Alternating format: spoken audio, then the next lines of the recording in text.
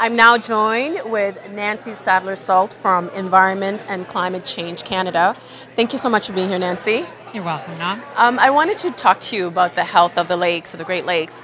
How do you go about measuring how healthy the lakes are? Well, we work with a large population of Great Lakes scientists and experts.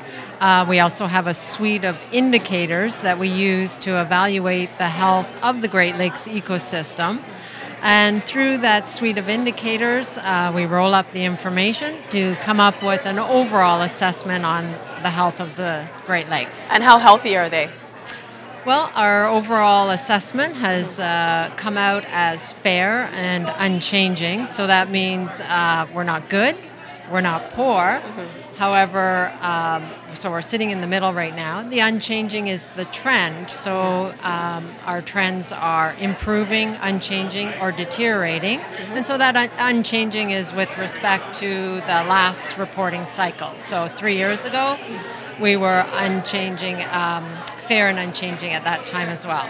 And if you remember, the Great Lakes are a very large ecosystem. It takes a long time for all of our remedial actions and restoration activities to have an effect on the Great Lakes themselves. So it'll be a long time before we see that yardstick moving along into better conditions. And what needs to be done to make them healthier? Oh, there's lots of activities. I mean, ranging from what the general public can do to, just ensuring that we are putting our garbage in the right place, not wasting water, not hosing down your driveways, to activities that local and provincial and federal governments can do to put regulations and policies into place to protect the Great Lakes. And why should we care about how healthy our Great Lakes are? Well, our livelihoods depend on the Great Lakes. The Great Lakes provide a lot for the Ontario economy. We live here, we work here, we play here. So I think that everyone has a stake in ensuring that the Great Lakes remains a good place to live. And do you think people realize how connected we are to the lakes, or how much we rely on the lakes?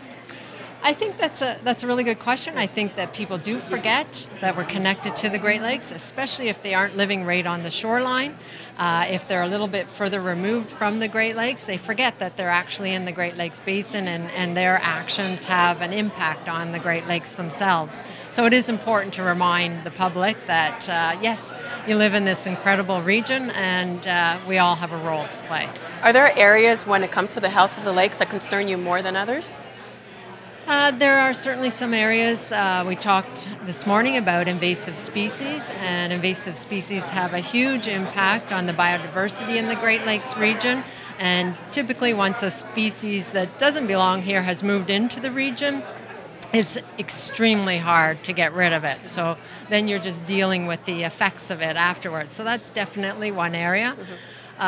Nutrients is another area, and we're blessed with being on very rich soils in the lower Lakes Basin. However, that comes at a cost that some of our agricultural practices have led to an increase in nutrients running into the Great Lakes, especially Lake Erie right now. So there are things that we're working on to do to help with that.